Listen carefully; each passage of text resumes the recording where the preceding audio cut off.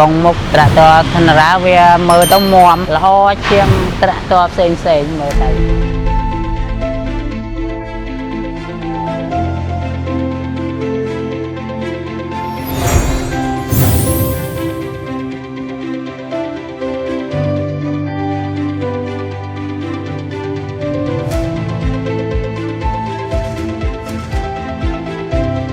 ជំរាបសួរខ្ញុំឈ្មោះសួនមុំខ្ញុំនៅភូមិស្ទឹងថ្មីភូមិប្រម៉ោយស្រុកវាវែងខេត្តពោធិ៍សាត់បានមកទិញត្រាក់តរម៉ាធនរាយកទៅប្រើប្រាស់ឃើញរូបរាងស្អាតហើយទៅឃើញគេប្រើទៅវាខ្លាំងអញ្ចឹងខ្ញុំចំណាប់អារម្មណ៍ចង់ទិញត្រាក់តរ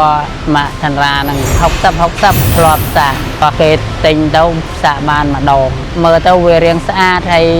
កម្លាំងវាឃើញគេជួគេអីទៅវាល្អដែរស៊ីប្រេងតិចមុតស្អាតគប់អីវាយម៉ត់ស្អាតបាទធ្វើការលឿនរហ័សបានល្អអីវាខ្លាំងគេធានាបានយូរគេធានាឡើង4ឆ្នាំគ្រឿងថែទាំគ្រឿងប្រាស់2ឆ្នាំបាទកៅអីវាស្រួលអង្គុយតុនល្អជាងត្រាក់តរផ្សេងមើលទៅត្រាក់ដីគោកហើយមុតបានល្អកលាកងកាប់បើចង់រកប្រាក់តអីត្រាក់តរធនរានេះមើលទៅវាហាប់មាំប្រើទៅជាប់បានយូរកងមុខត្រាក់តរធនរាវាមើលទៅមាំល្អកងត្រង់ចង់ទិញត្រាក់តរមកទិញត្រាក់តរ